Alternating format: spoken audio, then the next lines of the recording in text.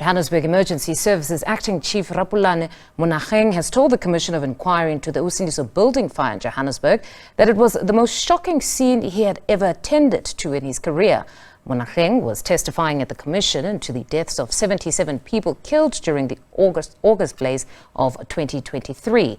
He says the rate that the fire spread was shocking.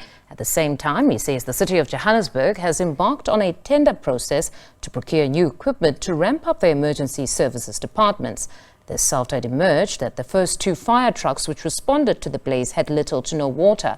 This was the testimony from an earlier witness, Mthethwa, who said that one of the fire trucks had to leave the scene soon after it arrived to fill up its tanks.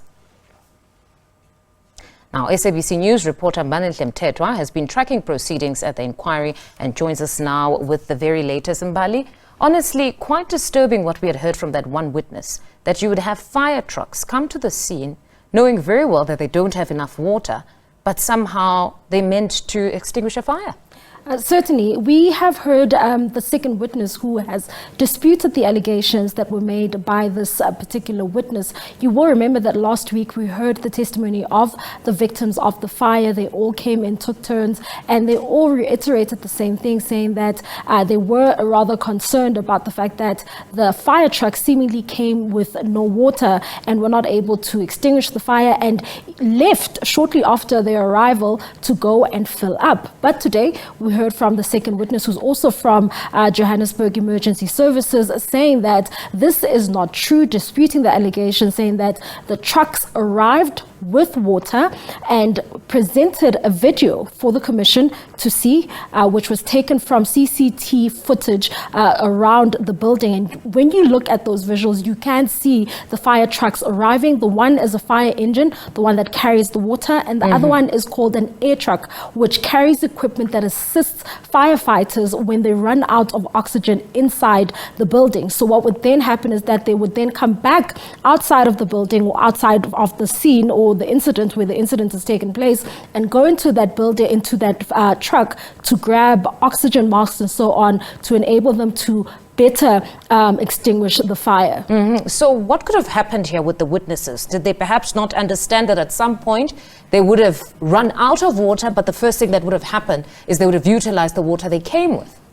Certainly. Now, what you must also remember is that the building, this is also testimony that we heard from some of the witnesses, the building had no water, had no running water coming out of the taps, and what they relied on were the fire hydrants. Now, when emergency services arrived, they also realized that the fire hydrants, or the water within that is supposed to be used by firefighters, was abused by those who were staying in the building, and this could have also contributed. But the other thing that we heard today is that there was also a bit of commotion and interference from the residents or the community around the Usindiso building when the fire trucks arrived. And this we saw in the video that was presented before the Commission, where the EMS emergency services person displayed and showed and described the scene that they arrived to, and the fact that people had started taking the fire pipes and tried to point it in different directions,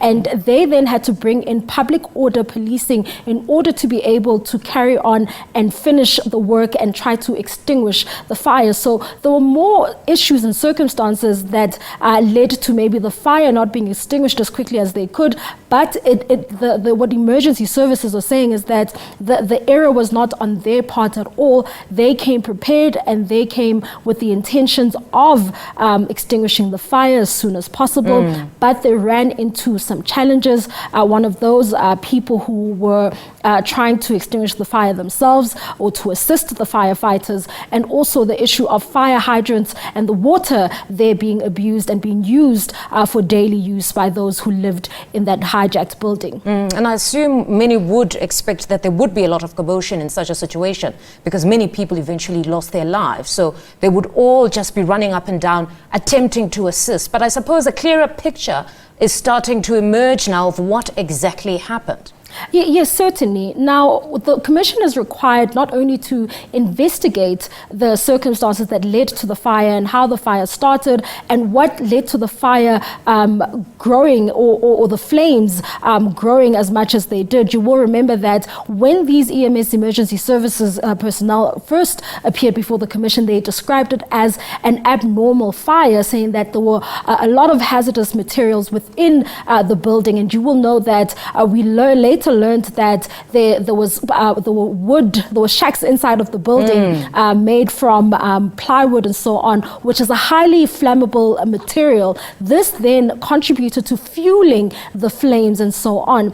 But what the Commission is also going to try and establish is if these buildings should be used as residential areas. And today we heard one of the emergency services officials saying that they would prefer that in the interest of safety, because these buildings, these hijacked buildings, as they stand, are a hazard waiting to happen, and many of which are not meant for as residential areas, but are meant as industrial buildings and so on, and which we have seen being hijacked and then being turned into residential areas by way of people coming in and constructing shacks inside the building, which is a hazard, obviously. So they are saying that they would like to see the city of Johannesburg doing away with this culture, which has now led to majority of the buildings in the city of Johannesburg being deemed or classified as hijacked buildings